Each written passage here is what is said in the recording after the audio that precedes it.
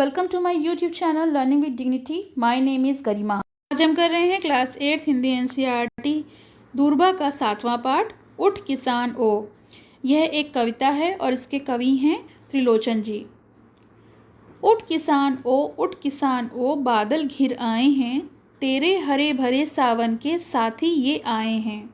आसमान भर गया देख तो इधर देख तो उधर देख तो, नाच रहे हैं उमड़ घुमड़ कर काले बादल तनिक देख तो।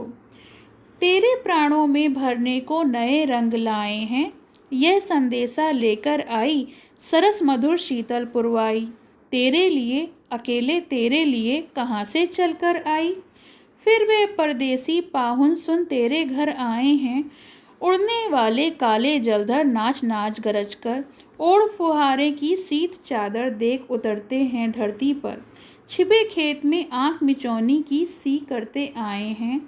हरा खेत जब लहराएगा, हरी पताका फहराएगा, छिपा हुआ बादल जब उसमें रूप बदल के मुस्कुराएगा। तेरे सपनों के ये मीठे गीत आज छाए हैं। तो चलिए इसका भावार्थ देख लेते हैं।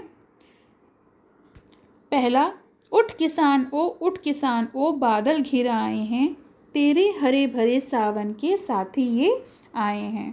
तो इसका भावार्थ है, प्रस्तुत पंक्तियों में कवि त्रिलोचन जी जो हैं किसान को उठने के लिए कह रहे हैं कि उसे उठकर आसमान की तरफ देखना चाहिए, क्योंकि आसमान में बादल छा गए हैं।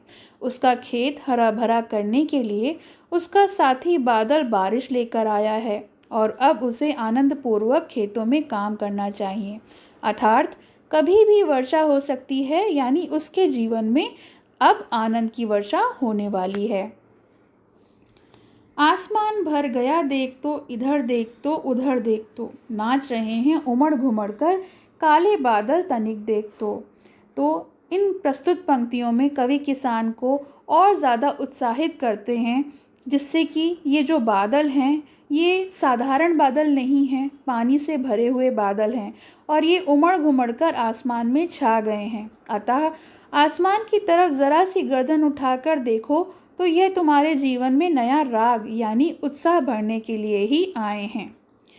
तेरे प्राणों में भरने को नए राग लाए हैं, यह संदेशा लेकर आई सरस मधुर शीतल पुरवाई। तेरे लिए अकेले तेरे लिए कहाँ से चलकर आई। तो इन पंक्तियों में कवि कहते हैं कि ये जो पुरवाई है, ये जो शीतल पुरवाई हैं, ये केवल तुम्हारे लिए ही आई हैं। कवि का कहना है कि इस बादल के साथ मधुर पुरवाई यानी ठंडी हवा भी चलकर केवल किसान के लिए ही आई है। यह बादल रूपी मेहमान का संदेशा लेकर आई है कि थोड़ी ही देर में ये आने वाली है और थोड़ी ही देर में बारिश होने वाली है। किसान को खेत में जाकर उसको तैयार करना चाहिए। फिर वह परदेसी पाहुन सुन तेरे घर आए हैं। तो मैंने बताया कि पाहुन का मतलब होता है मेहमान। उड़ने वाले काले जलधर नाच नाच कर गरज गरज कर, ओढ़ फुहारों की शीत चादर देख उतरते हैं धरती पर। छिपे खेत में आंख मिचौनी सी करते आए हैं। अर्थात इसका अर्थ है, कवि आगे कहते हैं कि जो काले बादल हैं वह नाच नाच कर और गरज गरज कर खेल रहे हैं।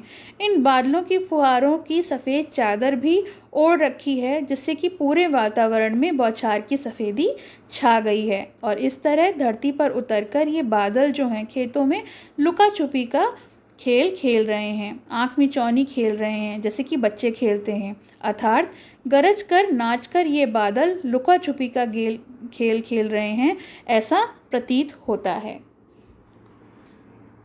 हरा खेत जब लहराएगा, हरी पताका फहराएगा, छिपा हुआ बादल तब उसमें रूप बदलकर मुस्कुराएगा।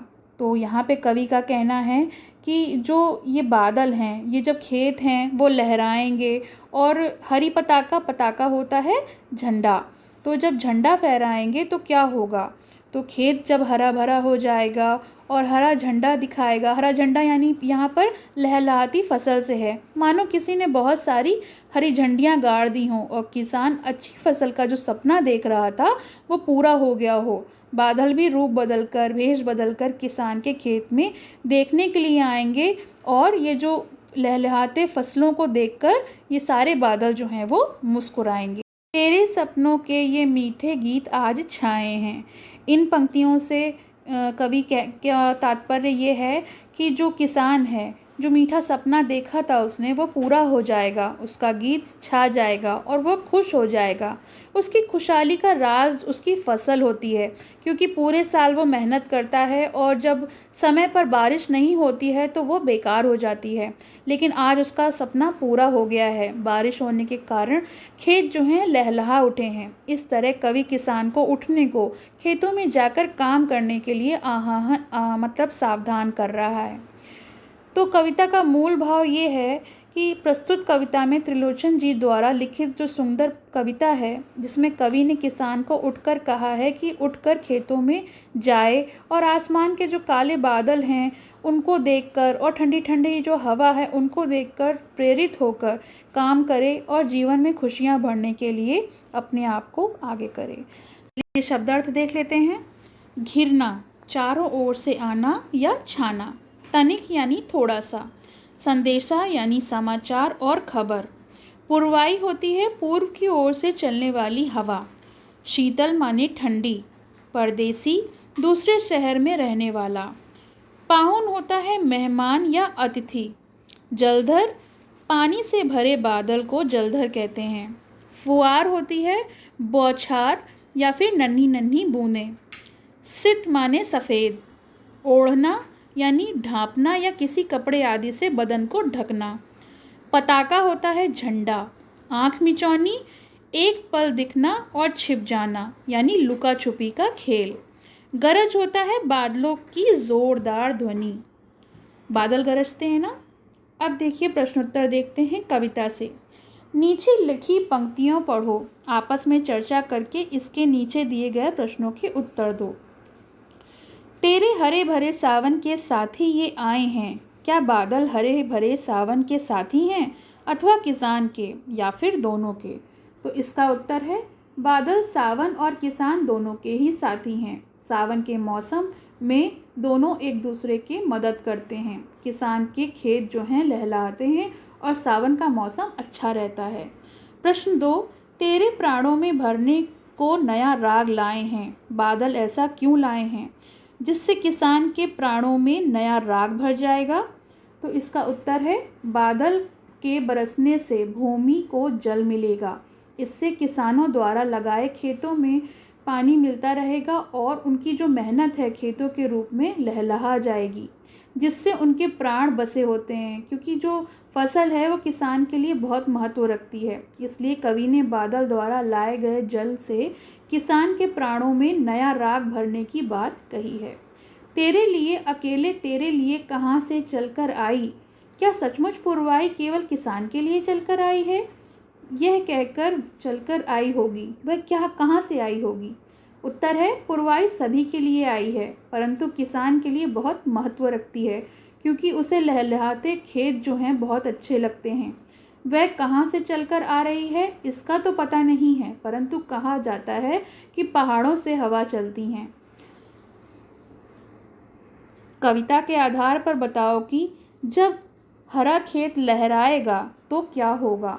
उत्तर, जब हरा खेत लहराएगा तो वह हरी पताका फहराएगा। पताका यानी झंडा। रूप बदलकर बादल किसान के कौन से सपनों को साकार करेगा? तो उत्तर है रूप बदलकर जो किसान के खेत हैं और उसकी अच्छी उपज है उसके सपनों को साकार करेगा। छिपा है कौन? हरा खेत जब लहराएगा हरी पताका फहराएगा, छिपा हुआ बादल तब उसमें रूप बदल के मुस्कुराएगा।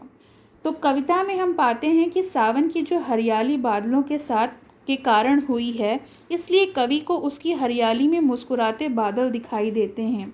बताओ कवि को इन सब में कौन दिखाई दे सकता है? पहला, गर्म हवा और लू के थपेड़े जो होते हैं उसमें क्या दिखेगा? भयंकर गर्मी। दूसरा है सागर में उठती ऊंची ऊंची लहरें, इसमें क्या दिखेगा? सागर की सुंदरता।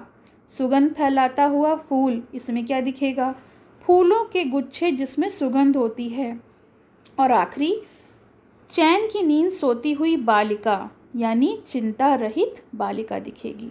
तो ये तो कविता हो गई और उसके प्रश्न उत्तर हो गए। आपको कैसे लगे कमेंट सेक्शन में मेंशन करिए, और पसंद आए तो लाइक का बटन ज़रूर दबाइए। पसंद आया हो तो लाइक करें, शेयर करें और चैनल को सब्सक्राइब करें।